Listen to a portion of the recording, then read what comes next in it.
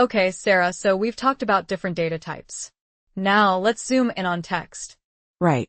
Text data is unique. It's strings and their length varies. We need to prep it for ML. So, tell me about this bag of words approach. It's like a simplified representation. Imagine you count the frequency of each word in a document. Simple, right? But doesn't that lose context? Like word order? You're right. We lose context. But sometimes simplicity is key. Okay, can you give me an example of how this bag of words works in practice? Let's say we're classifying movie reviews. Words like good, bad, amazing will help us. But how do you deal with typos or different ways of saying the same thing? Pre-processing is important. Cleaning out HTML or handling variations in spellings is crucial. So we count how many times amazing is used, and that tells us something? Yep, it's a frequency count. High frequency of good might suggest a positive review. Interesting. How does it work with things like free-form strings? Categorical data, maybe? We can still count words, but we need careful pre-processing. We need to be really intentional about our categories. It sounds like we have to be careful about the categories if we're not careful about the data cleaning, Sarah. Absolutely. Different words and phrases can convey the same sentiment. Manual tagging can help with nuanced text data. So, for this bag of words approach, it's all about the frequency counts of different words, really?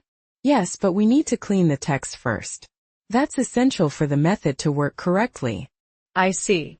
So, for a dataset, we would replace with spaces and pre-process for sentiment analysis. Exactly. Pre-processing is a crucial part of text analysis. What if we have lots of text data? Is bag of words still efficient? It can be. It's a common method because it's relatively simple, compared to more advanced NLP techniques. I see. Thanks, Sarah. That's really helpful. Okay, Sarah, so you're saying this bag of words approach counts word frequency? Exactly. It's like building a word frequency dictionary for each document. And these sparse matrices, what are they? They're like very efficient spreadsheets. They only store the non-zero values word counts. Saves a lot of memory. So, you're using Scikit-learn's count vectorizer for this? Yep, it does all the heavy lifting, tokenization, vocabulary building. But, what about words appearing only once? Are those still important? Potentially. But the min_df parameter lets us filter words appearing in fewer documents. So, arbitrarily setting min_df to 5. Doesn't that lose information? It's a trade-off. Fewer features might be simpler for some models. But do we always want to lose information? Well, in some cases, the model is robust enough to handle these nuances. So, for our example movie reviews, we count the frequency of each word. High counts of good mean positive. Wait, but what about typos or different ways to express the same sentiment? Pre-processing handles that. We're essentially creating a numerical profile of each review. So, you're essentially creating a feature vector for each review. Precisely. Each number in the vector is a word count. Interesting. What's the vocabulary size now? Much smaller than if we included every possible word. So, what's a reasonable min_df value? Well, we just use 5 here. We could try different values. Makes sense. But how efficient is count vectorizer for huge datasets? It's often quite fast. Sparse matrices help a lot. That's a lot clearer. Thanks, Sarah. Now, what about alternative ways to represent text data? Excellent question. We could delve into TF-IDF later. Excellent. Okay, Sarah, so we've tweaked our feature extraction. What's the next step? We're refining the word counts. See those numbers? Yeah, tons of numbers. Why filter them? Because they're often not meaningful, and they might confuse our model. So you're using min_df? Exactly. We only include words appearing at least 5 times. What about stop words? The built-in list? Let's try it. Removes common words like the a. Does that improve our sentiment analysis? Let's see. TF-IDF is another way to weight words. How does that work? Weights words based on how often they appear in a document versus across all documents. So, a word common in all docs? Less important. So if a word is common only in one doc? More important, likely describing specific topics. I see. We're creating a more focused representation. So, fewer features, right? Yes, but are those the right features? How do we know what the right features are? We look at the results. Are they meaningful? So, what's the impact on validation accuracy? Let's see. Model performance is still good. So, TF-IDF does affect the results? But the words selected matter. High TF-IDF often points to specific mentions. So, Pokemon is high? Maybe. Pokemon is specific. How about bad? Bad might be high in negative reviews. A mix of specific and broad terms. Finding the balance is key, not only topic words. Interesting. TF-IDF aims to focus on descriptive terms. But how do we choose the right min_df? Experimentation, checking model accuracy for different values. Sounds tricky. But essential to good feature engineering. Makes sense. So, what are those words with the lowest TF-IDF? Often quite common words. Like poignant. A word only found in one document? Or very long documents. Right? So, a great many words but potentially important words that are too frequent or too infrequent. So, finding the sweet spot is crucial. Yes, it's the crux of text preprocessing. Okay, Sarah, so we've seen how important words are based on context. What about the model itself? Let's look at the coefficients. How the model weights words. How do we interpret those weights? Positive numbers mean the model associates the word with positive reviews. Negative reviews. So, worst is negative. Wonderful. Positive? Exactly. Visualizations help us see these. So, what about these common words like the? Low IDF means they don't distinguish between positive and negative reviews. What if the words show up in phrases? N-grams come in. That's bigrams, trigrams, phrases. Does this affect the model? Can capture nuances. Like not worth versus definitely worth. So, trigrams are important? They provide valuable insight into context. Bigrams can improve performance, not trigrams as much. But aren't bigrams and trigrams more computationally expensive? Yes, they increase the feature space. So you get more features. Overfitting? Possibility. We need to strike a balance. What does the visualization tell us about that? High weights for context-dependent phrases. So, what if we visualize trigrams? That's even more specific. More context. So, trigrams seem good for specific phrases but too expensive. Yes, consider trade-offs. This is cool. The model can capture nuance through phrases. So, what can we conclude? N-grams improve our model for movie reviews by adding context. But consider computational cost and potential for overfitting. So, there's a balance? Precisely. Okay, makes sense. We're getting closer. Okay, Sarah, we talked about n-grams. Now, what about changing the words themselves? Yeah, normalization. Stemming and lemmatization. Stemming? Lemmatization? What's the difference? Stemming trims words to a root while lemmatization finds the dictionary form? Exactly. More accurate. So lemmatization is better? Generally, yes. For movie reviews, it could reduce overfitting.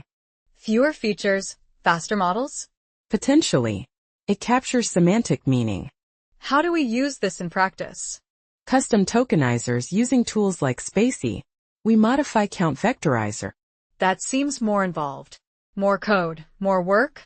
But often more accurate. Lemmatization is more accurate, but might cost computational time. Trade-off. Interesting. So, is this just vocabulary size reduction? No. Can affect model nuance. Okay, what about this topic modeling? LDA? Unsupervised learning. Discovers topics in a dataset. Like in news articles? Yes, or movie reviews. How many topics? We choose. How do we choose? Data analysis experimentation. So, stemming and lemmatization can reduce the vocabulary. LDA can find topics without prior knowledge. Precisely. Both methods can improve model understanding. A nice balance between accuracy and efficiency? Absolutely. So, better representation of text. Precisely. So, we've seen big improvement. Yes, the model captures deeper meaning. Great. Let's explore this further. Sounds great. Okay, Sarah, so we've seen how normalization can help us represent words better. Now, how do we discover the bigger picture? Topic modeling, like latent Dirichlet allocation or LDA. LDA? How does that work? It finds hidden topics in a document, like grouping movie reviews by genre, or even sentiment. So, it's like clustering, but for text? Exactly. It looks for words that appear together often. So, what did you get out of applying LDA to our movie reviews? Well, we got 10 topics. 10? We got things like historical war movies, bad comedies, TV series. How do we know they're good interpretations? We look for the most important words. Like war, funny, show. Exactly.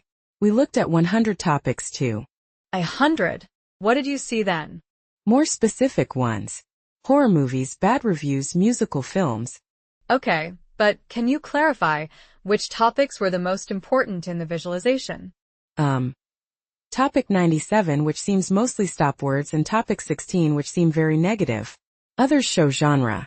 So, these topics are more about genre and maybe sentiment? Exactly, which is very interesting.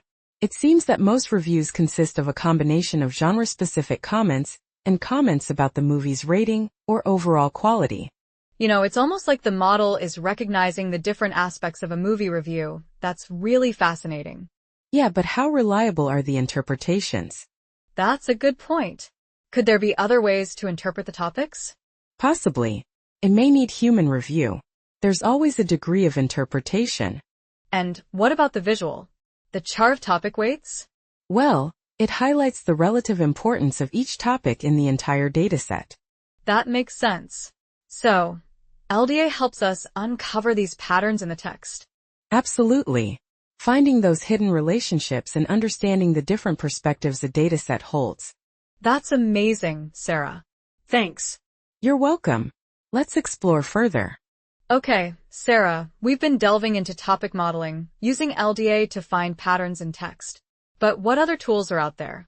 You know, LDA is fantastic, but there are other powerful methods for text processing. We can now look at recurrent neural networks or RNNs. They're quite powerful. RNNs? What do they do?